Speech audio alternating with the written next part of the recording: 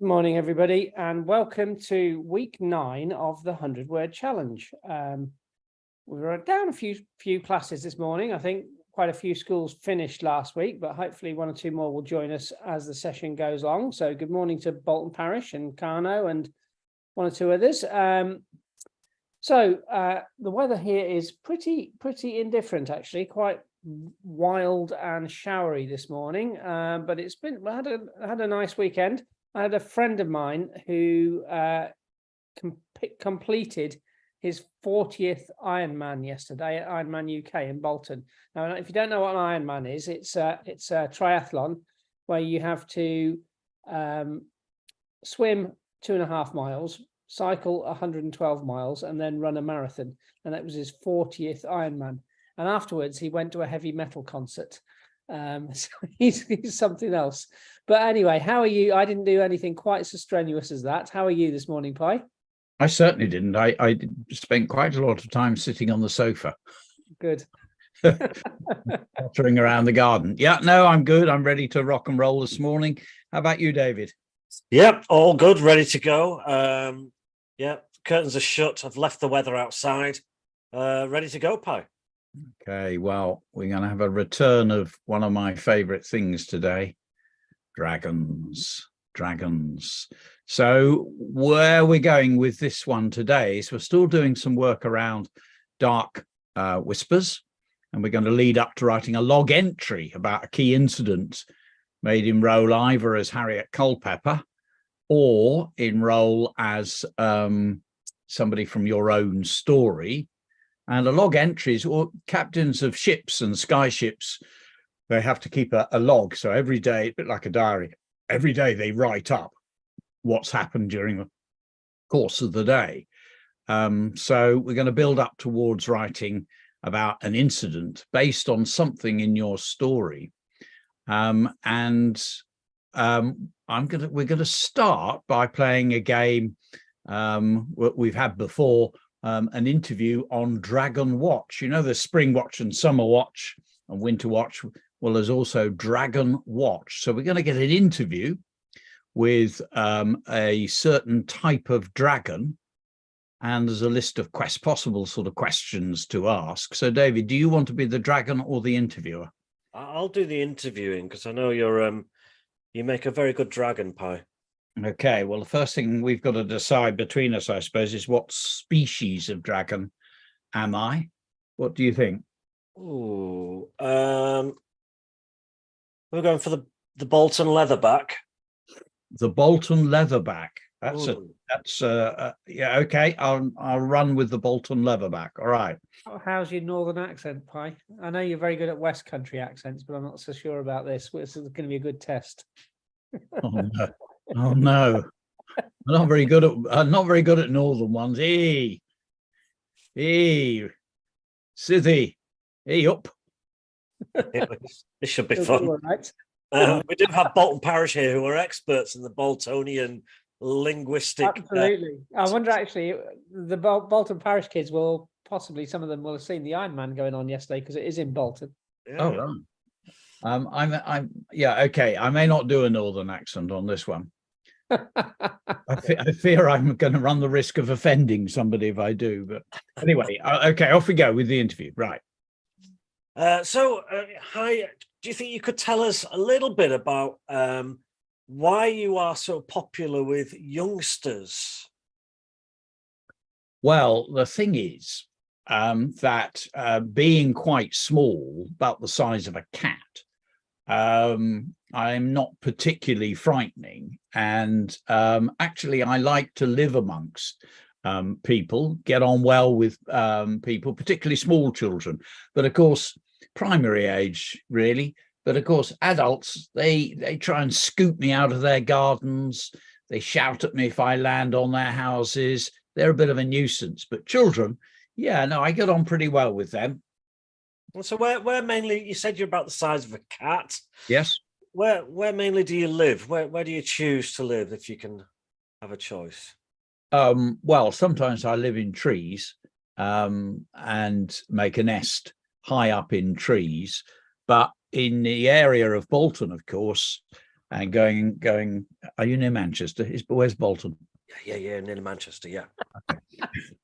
And places like Manchester, there are a lot of buildings where I can hide on the tops of buildings and build massive nests. We like to live in groups, a bit like birds, like rooks. So you might, on the top of buildings in Manchester and Bolton, you might find 20 or 30 nests. Oh, okay. So, and does that mean, are you a flying type of dragon? Oh yeah, we're very good flyers, very, very skillful. We're often mistaken for large birds, of course. So people think we're buzzards or even eagles, but we're not. We're leatherbacks. Okay, so in terms of your favorite food, mine's obviously curry. I don't think yours would be that, but what type of things do you eat? Well, we can exist as vegetarians, so we're quite happy visiting local allotments, carrots, lettuces. Of course, the adults all shout at us, but we are vegetarian mainly, though some of us who live in the city have found that some of us have become have loitered around the back of McDonald's, Burger King, and they eat old scraps that have been thrown out. But we look down at those. They're scavenger dragons, really. We don't really like those. Okay. And so are you afraid of anything? Are you hunted by anyone, anything in particular? Well, yeah. I mean, adults don't like us at all, always shooing us off.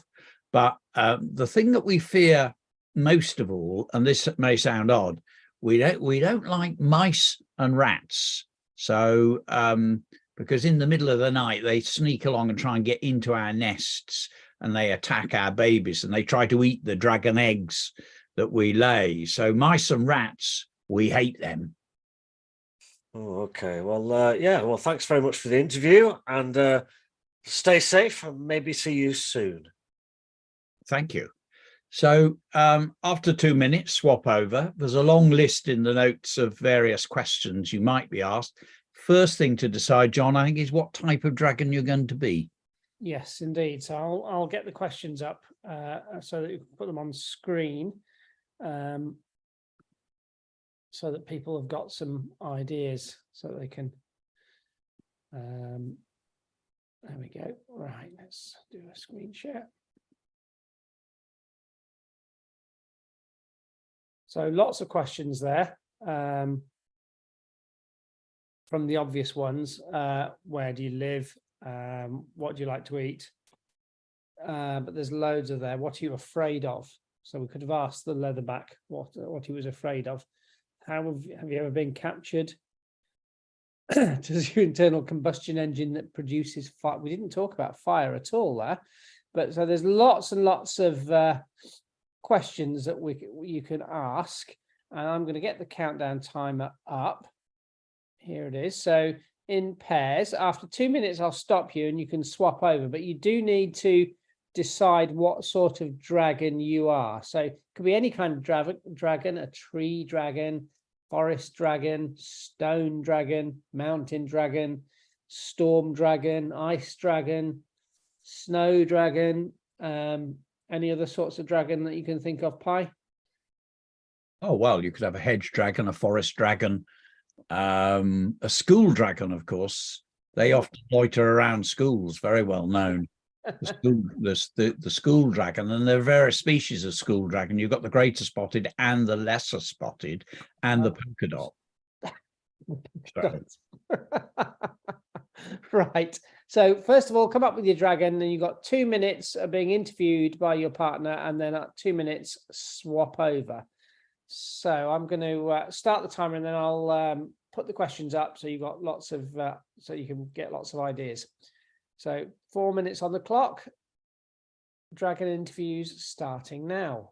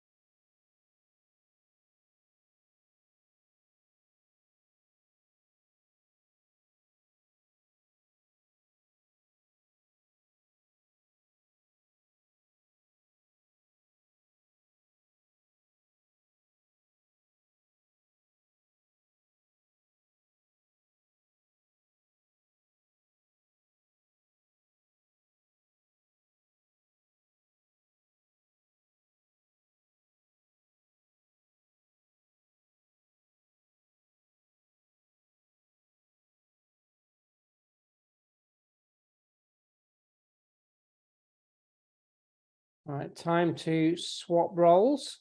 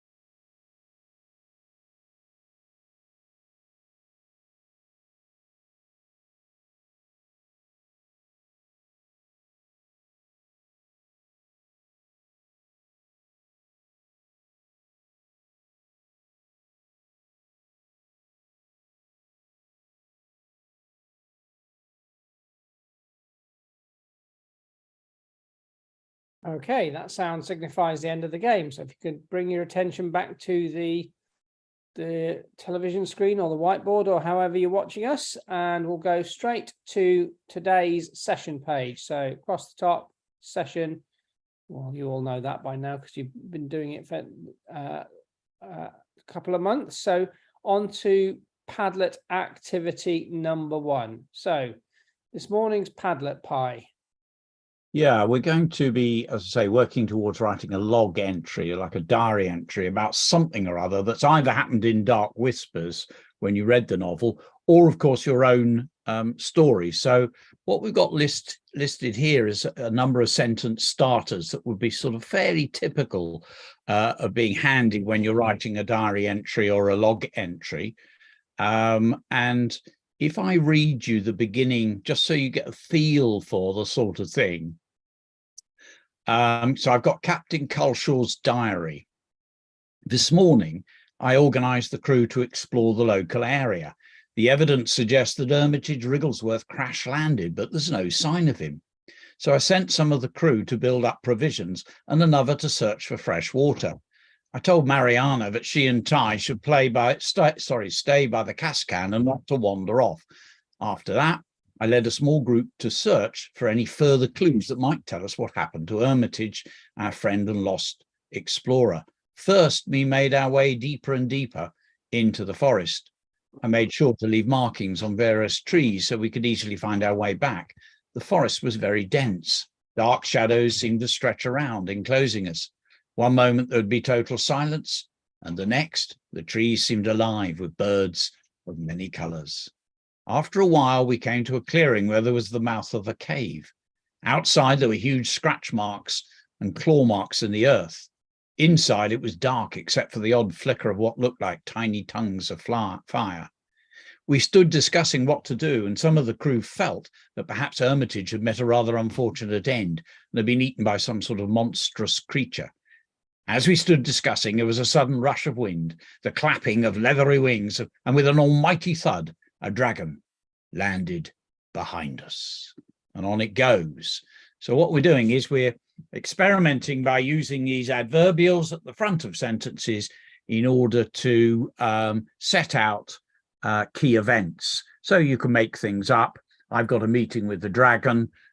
You can have different creatures that your crew might come across. Or as I say, you're writing about a real event. Well, I say real event, an event that happened in the book. So I think that's fairly straightforward, John. We can go on to the Padlet. Okay, just watch your punctuation, because a lot of these are fronted adverbials. So that means they've got a comma, but not all of them. So as we were walking through the forest is not, while and when are not either. So just be a little bit careful with your punctuation. We'll see what we come up with. Yeah, a diary entry, the captain's log, that's basically a recount. You're talking about something that's happened. And as you could tell from what I was reading, because it's based on a story I've written, it's actually a fantasy recount. It's not real. So we can see there's about 50 different people on it.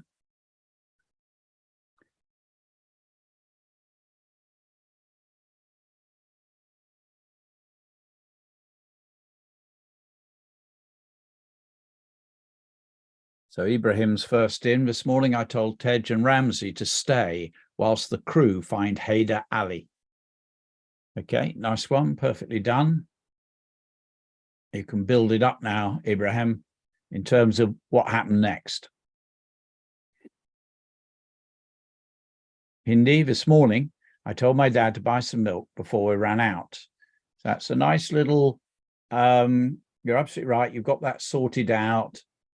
Now see if you can write some sentences based on either your own story or on Darkwhispers. Now, Mia, this morning, I looked for an ice dragon.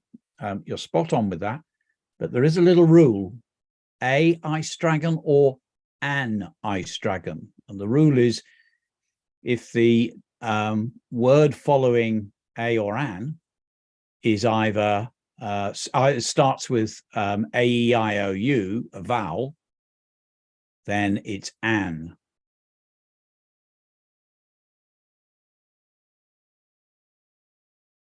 Gethin from Kano. This morning I set some crew looking for his brother. So I think that should be sent, John, shouldn't it? Sent, yes. And remember the full stop at the end. I can see a couple without it. Kian from Monera, and one that says, this morning I went into the dark forest. And Mohammed and Jamie. So let's have no more this mornings. Everybody's writing this morning ones. Which, to be fair, I did too. No, I changed it a bit. I wrote as I walked out of the cabin of the skyship this morning. So I changed it a little bit. I nearly read that one out, John. It was a good one, Pie. It was very good.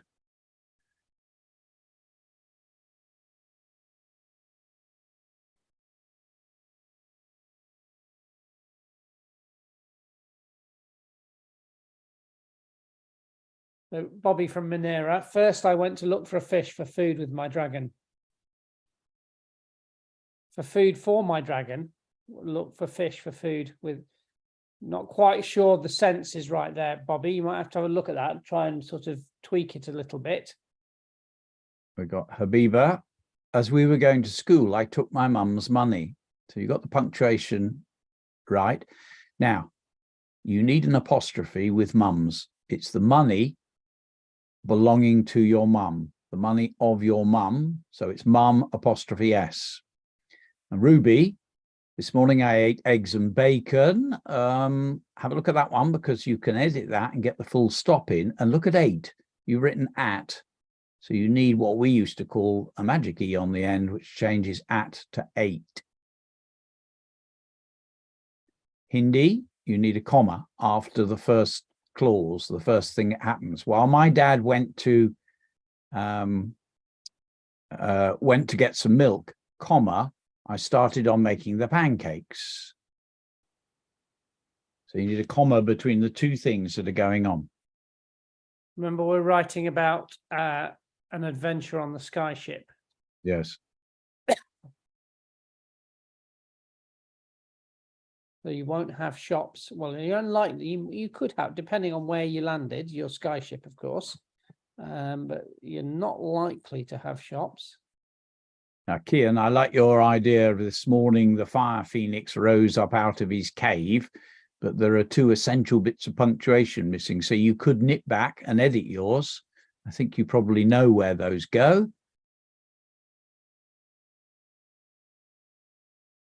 And Harriet from Bolton Parish, this morning, I'm liking the rhythm of yours, Harriet. This morning, I was watching in the shadows, and not just one, but 2 ruby red eyes drawn in the darkness.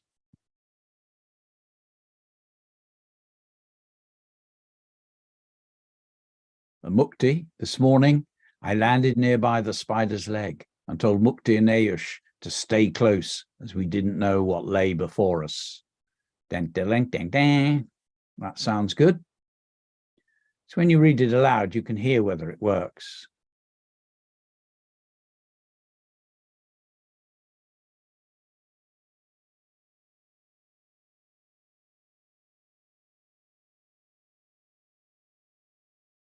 Now, sad, the punctuation, as my mum was out getting some bread, comma, I stared to get the milk and poured it into the cup.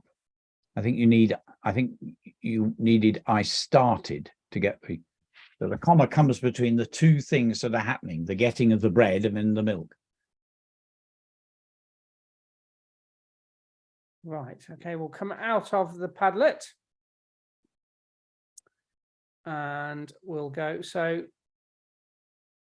we'll go to this morning's page and we'll see, have we got any audio this morning, David? We have, yeah. We had a really good effort by Manera this time. It sent in quite a few audios.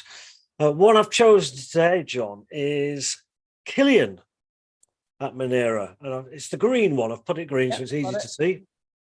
The writing is there for you to be able to read along. So I think, as usual, John, if you play, it's probably better quality from yours than it is mine. We'll read as we go, as we listen as well.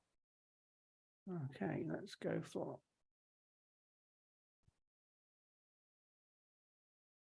it. At that moment, Hunter froze in his tracks, staring at it as it sprinted away.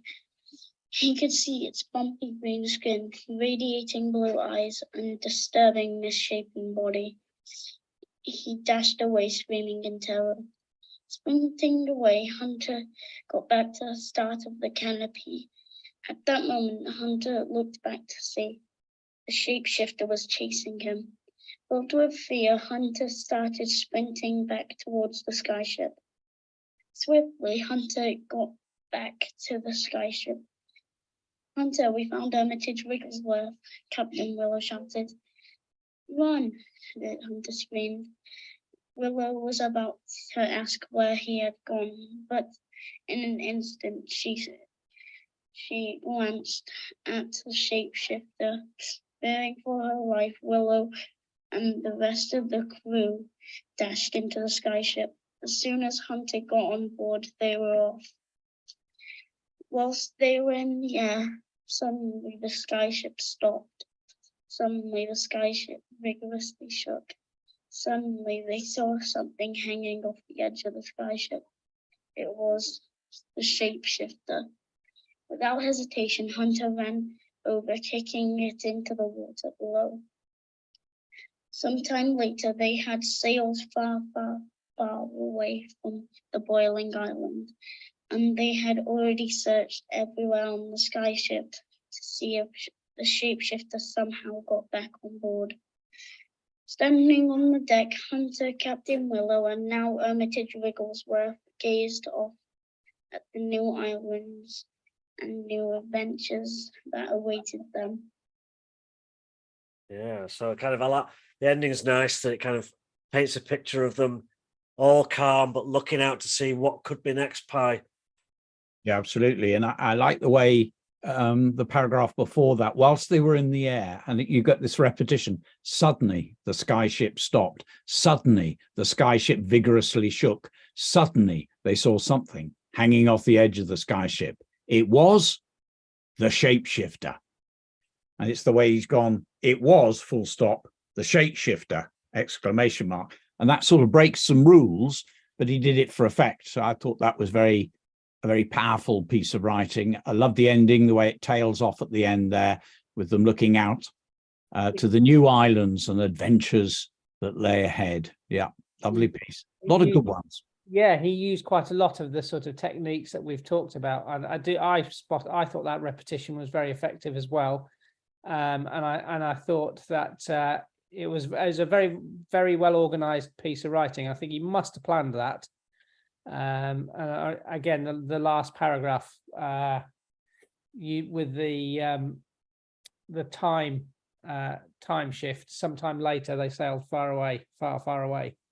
Yeah, I mean, really first paragraph, you got some nice description. He could see its bumpy green skin, radiating blue eyes, and disturbing misshapen body. Yes. And in the second paragraph, he's got an ing starter sprinting away. Then at that moment, then an ed starter filled with fear, and then an ly starter. Swiftly, Hunter got back to the skyship. So I can see that Killian's been working really hard on using some of the techniques we've been talking about. Yeah, good work. Yeah, excellent work, Killian. We're really impressed with that one. So, and hopefully that all joins really nicely with your other 3 chapters to make a really good story. Right, so we need to go back to the session page and on to Padlet activity number 2. Now, for some reason, mine is not displaying the right page, so I'm just going to... It is, that's right. No, it's not. That's... Oh, yes, it is. Oh, yes, it is. Oh, dear. Oh, no, it isn't. Oh, yes, it is. Carry on, Pie. Carry on. He's getting old. Poor John. You have to feel sorry for the old boy. So I thought we'd just write some... obviously, if you're going to have some sort of threat, like I've got this dragon, you're going to need some descriptive sentences. So I just put down, I saw, I heard, I felt, I could smell, I tasted. And then I went from some revealing what's in the main character's head. I thought, I wondered, I hoped, I imagined. You might want to vary that slightly, but basically we're looking at describing what's going on through the eyes of the character, using your senses, or revealing what they're thinking. So that's the basic idea. Fairly straightforward, I would have thought. I saw standing in front of me a huge dragon with bumpy green skin and radiant eyes, etc. I rather like, actually, Killian was using. So you're building up some description here, but also having a go at revealing characters' thoughts. So everybody's off. I can see it's a nice background, that one. I could smell the fire yeti coming closer as smoke rose up into the open blue sky. Might be able to make that coming closer a bit more powerful, but I'm loving that. Felt a little tap on my shoulder. So I looked around only to see a fire dragon right behind me. Well done, Mustafa. I wonder what was happening outside, because I've lost it now. Where is it? I heard roars and screams coming from the east side. We're off with a lot of good ones.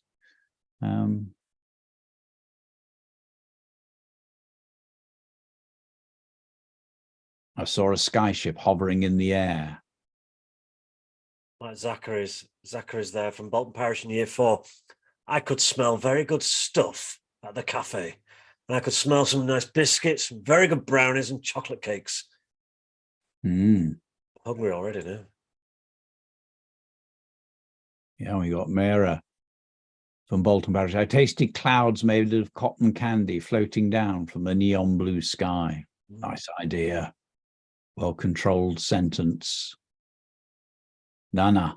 I felt a tingle of fur coming down on me, and I heard a snarl from a ferocious big cat. I turned and saw a furious tiger licking its lips and showing its sharp canines just to get fear in me.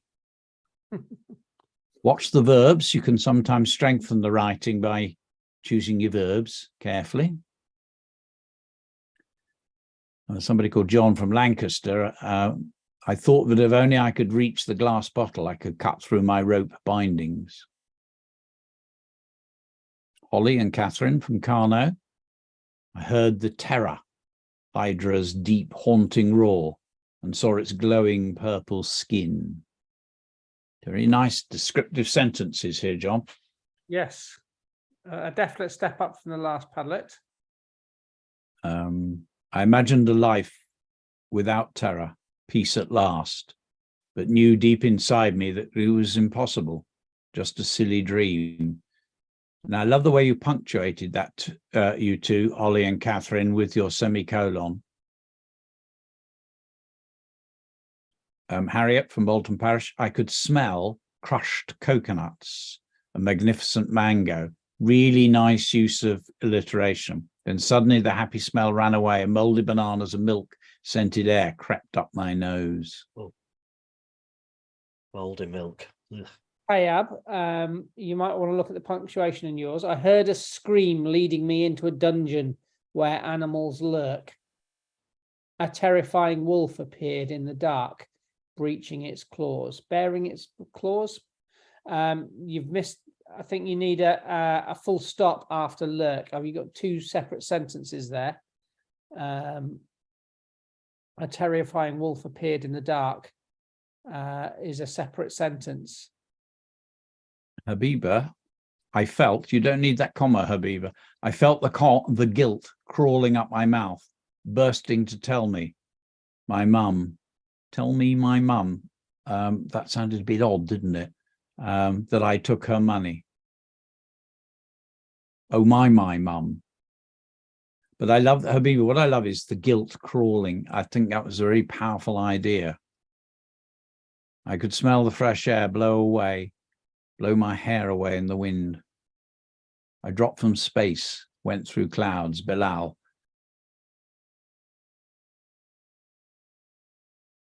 Leo, I could smell fresh chocolate donuts being baked.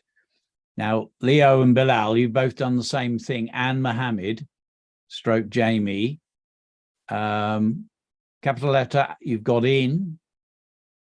But there's another bit that you know about that you've not got in. But you can edit it and sort it.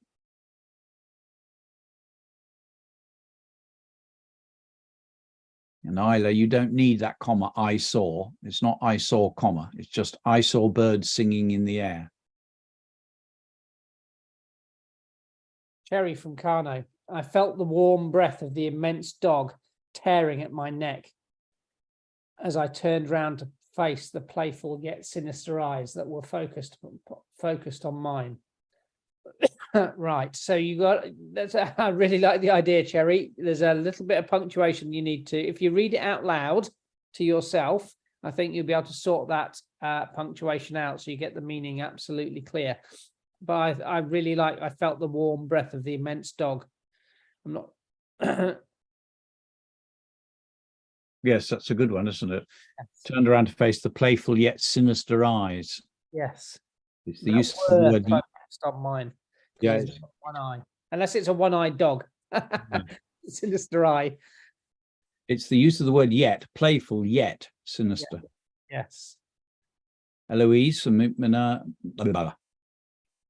Minera, I saw the children walking into the pastel yellow daycare as they said bye to their parents. Parents crying as they saw their children walk in for the first time. It's a lovely idea. You have to go back and have a look at the punctuation, I think, but I'm loving that idea. Gentle little sentence, couple of sentences.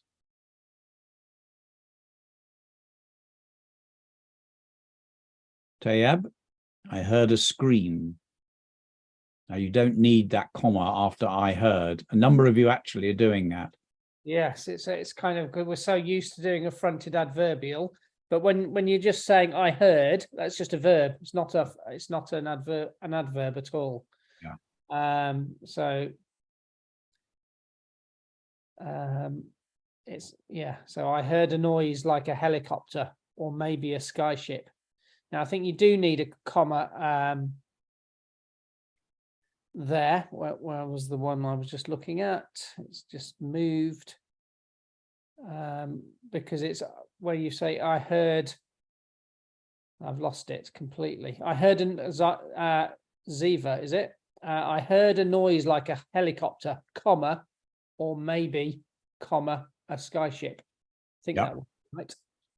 Because you've got some pauses in there. If you read it out loud, sometimes that you can tell where the pauses are coming. Isla, well done. You've got a nice sentence there with your bird singing in the air. You've got a random capital letter in the middle of the sentence, but basically, yes. I heard the clanking and the strange roars showering the area, and the normality seemed to fade away as slowly the bacteria approached. Cracking bit of writing, Christopher, from Bolton Parish. Well done. Mohammed, I could smell old pizza in the mysterious room. Well done. What does old pizza smell like? Disgusting. Andy and Catherine from Carno, I hoped in silence that no one could see me creeping behind the old desk of the deceased headmaster of what was once the most prestigious school in all the land. Nice. Very well controlled. It is tricky, you see. You've got to get the ideas have got to be good, but you've also got to get the punctuation sorted. Now, Maria from Bolton Parish has done a lot. I saw a Chinese dragon flying around in the baby blue sky. I love the baby blue sky. I heard whining from a sad dog with its toxic owner. I felt the warmth of a heater in my sleep. I could smell my mum making my favorite food when I was having a bad day. I tasted my favorite dessert from a long time ago. Tell you what, with the favorite food and the dessert, it would be even more powerful if you actually said what it was. Tayeb's got a good idea. You've used a comma after I felt. You don't need to, Tayeb. It's just a verb. I felt a connection distracting me into a cage, trapping me inside. It was then when I realized the creature who sent the connection was a sympathy dragon. So you got a bit of I like the idea of the connection dragging you into a cage, and I like the idea of a sympathy dragon. You just read it through. You just need to sort the punctuation out in that to get the meaning completely clear, Tayeb. But great idea. We've got Harry from Carno. I could smell acid and digested matter escaping from the cave. Then it dawned on me. It was a dragon. But it was too late. I'd already sent the crew down there. Now, when you hear me reading it aloud, you can probably hear where the full stop should go. But I'm absolutely loving the idea and the flow of it. It's the technical bit that so often needs tweaking.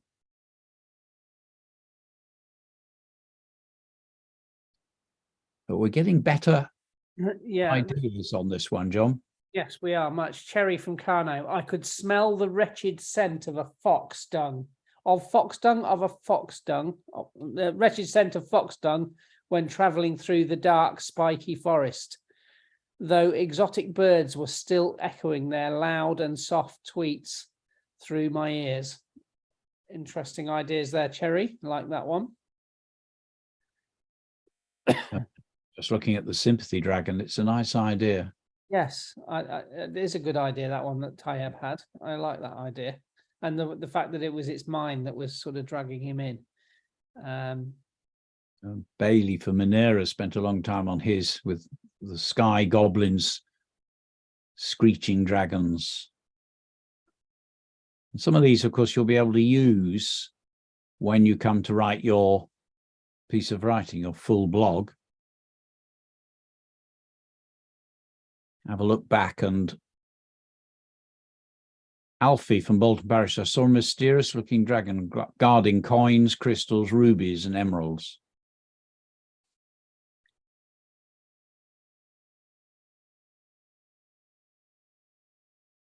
So Alfie and Matilda, I saw rain shooting down from the sky like bullets, a dragon flying in and out of the trees trying to find shelter, and flowers being weighted down by the heavy rain. Nice sentence of 3. Well done, you two. Freddie from Bolton Parish, I felt an intense horror coming to me. Now, there's a really weak word in that sentence, Freddie. I think you can probably spot what it is. And I definitely think you could work on that sentence to make it a little. I felt an intense horror. Yeah, I love make that even more sinister. Creeping towards me. Seeping towards me, oozing towards me. Stealthily approaching. There's lots of ways you could make that more powerful than rather than just use the word coming. Mia and Nicola, well done. I took a look at the fluffy, wherever it's gone, at the fluffy cloud as they started to form different shapes. Nice idea. Well done, Jeanette. I heard a thunderstorm in the night. And Mia, I could smell a cupcake baking.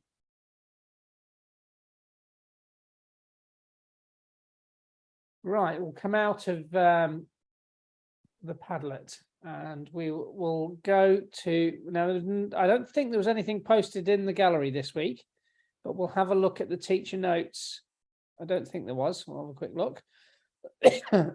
No, we're still on those excellent shadows from St. Patrick's from last week. Have we got no sky goblins? That's a shame. Sky goblins, but it's not too late.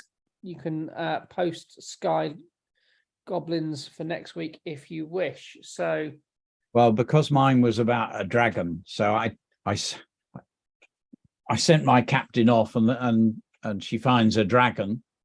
I thought, come on, let's do dragons again. We're getting near the end of term.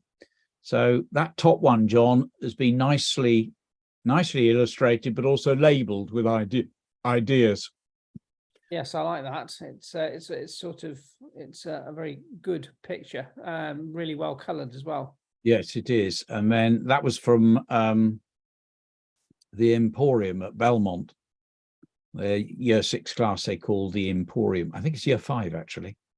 Then you've got our friend the Ice Dragon there, and that final one looks like a stone dragon to me. So whatever creature, if you have a dramatic creature, and illustrate carefully, or if you just fancy it, the challenge is draw a dragon. That would make a nice end of term activity, or indeed one that you could do at home. And if you don't fancy drawing a whole dragon, you could draw a dragon's head or a dragon's eye, or there's some. If you just if you Google dragons, there's all kinds of pictures and things you'll be able to get to give you ideas. And I think that's probably a good place to start before you start just launching into drawing a dragon, because it's a subject beloved of fantasy artists all over the world. So there are lots and lots of pictures of dragons that you can look at and get some inspiration before you get going with that. But yeah, so drawing a whole that bottom one is drawing a whole dragon like that's cool. I'd find that quite scary a prospect, but I could perhaps consider drawing a dragon's eye or a dragon's head or something like that. I might be able to tackle that. Yeah, not be my best subject, I have to admit. I'd go for realistic ones rather than cartoony ones. Yes, absolutely. Right, so lots of detail as well. That makes them really effective, those kinds of pictures. So drawing dragons is the gallery challenge for next week. So now we are on to the blog challenge. Okay, so this could be done, I suppose, as a newspaper report sort of after the event. And as I say, you could choose an event from Darkwhispers and write it up as the captain's log. So you're sort of writing about what happened. But I decided I'd do the end of chapter 3, I think it was, where they've landed and Captain Culshaw and most of the crew go off to search for provisions. So I turned that into, it's almost like a mini story. This morning, I organised the crew to explore the local area. The evidence suggests that Armitage Wrigglesworth crash landed, but there's no sign of him. I sent some of the crew to build up provisions and another to search for fresh water. I told Mariana that she and Ty should stay by the Cascan and not to wander off. After that, I led a small group to search for any further clues that might tell us what happened to Armitage, our friend and lost explorer. First, we made our way deeper and deeper into the forest. I made sure to leave markings on various trees so that we could easily find our way back. The forest was very dense. Dark shadows seemed to stretch around, enclosing us. One moment, there would be total silence, and the next, the trees seemed alive with birds of many colours. After a while, we came to a clearing where there was the mouth of a cave. Outside, there were huge scratch or claw marks in the earth. Inside, it was dark, except for the odd flicker of what looked like tiny tongues of fire. We stood discussing what to do. Some of the crew felt that perhaps Armitage had met an unfortunate end and had been eaten by some sort of monstrous creature. As we stood discussing, there was a sudden rush of wind, the clapping of leathery wings, and with an almighty thud, a young dragon landed behind us.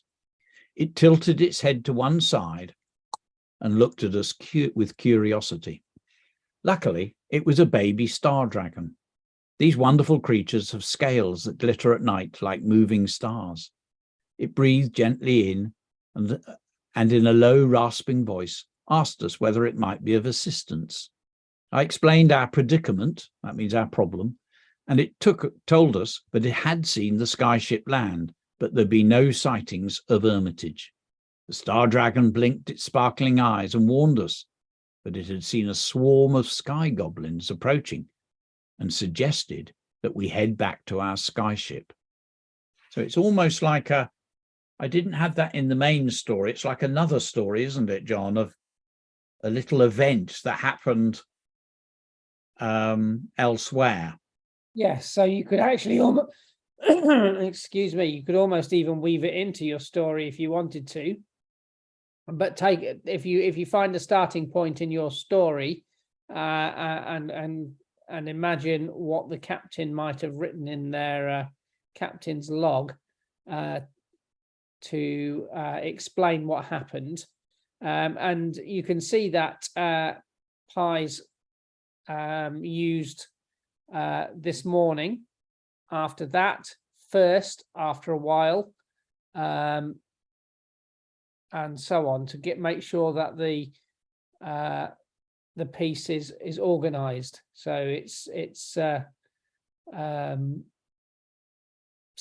think the word would be sequential. Would that be right, Pie? Yes, that means it goes, it goes in the right order, follows a sequence of events. And those if I just go back and find that list, was it on Padlet activity number 1? It was indeed, yes. Yeah. First, next, later on, after that, after a while. And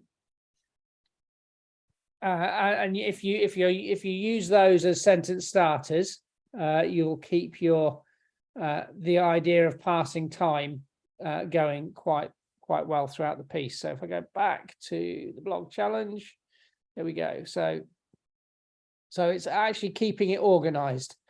I think actually, Pie, what happened was at the end you got just completely carried away with narrative, didn't you? I did.